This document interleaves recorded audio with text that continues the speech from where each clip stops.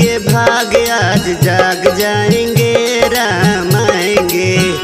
मेरे झोपड़ी के भाग आज जाग जाएंगे, राम आएंगे।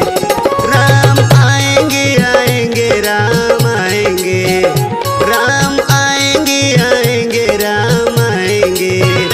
गली गली हम फूलों से सजाएंगे, राम आएंगे।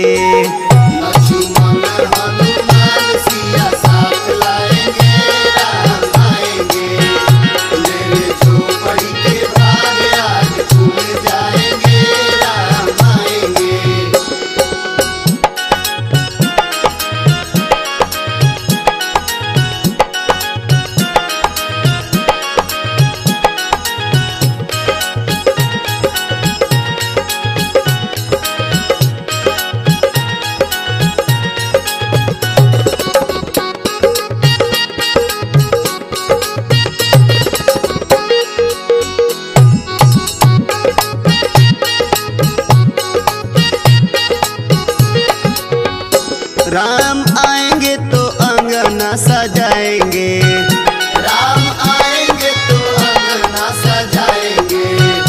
दीप जला के दिवाली मनाएंगे, दीप जला के दिवाली मनाएंगे।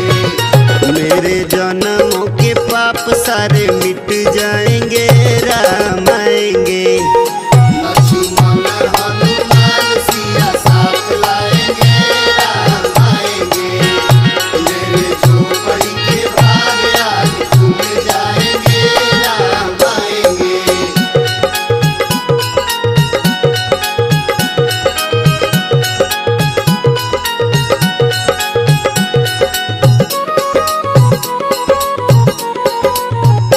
राम झूलेंगे तो पाला न लगाएंगे, राम झूलेंगे तो पाला लगाएंगे।